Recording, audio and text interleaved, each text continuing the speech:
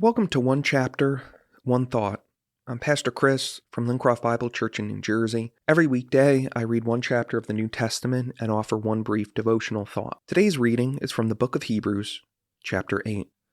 Here is the main point. We have a high priest who sat down in the place of honor beside the throne of the majestic God in heaven. There, he ministers in the heavenly tabernacle, the true place of worship that was built by the Lord and not by human hands. And since every high priest is required to offer gifts and sacrifices, our high priest must make an offering too. If he were here on earth, he would not even be a priest, since there are already priests who offer gifts required by the law. They serve in a system of worship that is only a copy, a shadow of the real one in heaven. For when Moses was getting ready to build the tabernacle, God gave him this warning: "Be sure that you make everything according to the pattern I have shown you here on the mountain." But now Jesus, our high priest, has been given a ministry that is far superior to the old priesthood, for he is the one who mediates for us a far better covenant with God based on better promises. If the first covenant had been faultless, there would have been no need for a second covenant to replace it. But when God found fault with the people, he said, "The day is coming, says the Lord, when I will make a new covenant with the people of Israel and Judah. This covenant will not be like the old one I made with their ancestors when I took them by the hand and led them out of the land of Egypt. They did not remain faithful to my covenant, so I turned my back on them, says the Lord. But this is the new covenant I will make with the people of Israel on that day, says the Lord. I will put my laws in their mind, and I will write them on their heart. I will be their God,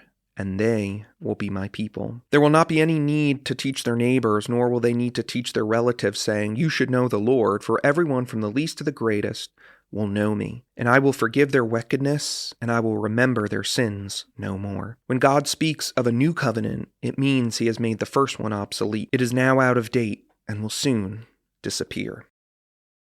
One thought. In the previous chapter, the author argues that Jesus is a better priest. And now, in Hebrews chapter 8, we see that the author is arguing that Jesus enacts a better covenant, a new one. The first covenant, or as it's called, the Old Covenant, was faulty, according to chapter 8, verse 7. So, what was quote-unquote wrong, in a sense, with the Old Covenant? What was wrong wasn't really so much the covenant itself, but the people. See, God made a covenant with Israel, and as part of this covenant, he gave them his law. Now, the law could only point out the people's sin, but this covenant that God made with Israel never could provide salvation from sin.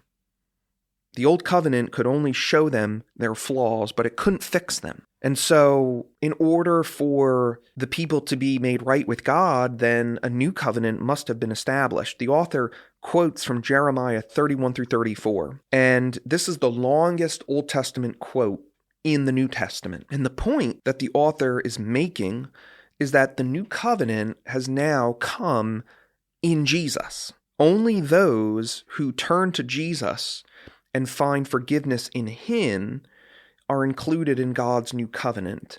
And therefore, only those that believe in Jesus are included in God's new covenant people, which the New Testament calls the church. So I think what this means as implications for us is that we must make evangelism a priority. Evangelism means telling others about Jesus, because there's only one covenant that is operative today. It's the new covenant. And the new covenant is only made with those who believe in Jesus. No one gets in solely based on their religious performance, and no one gets in based on their ethnic heritage. They need to find forgiveness in Jesus.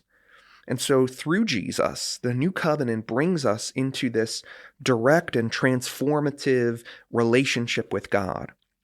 It fulfills God's promise to redeem and renew.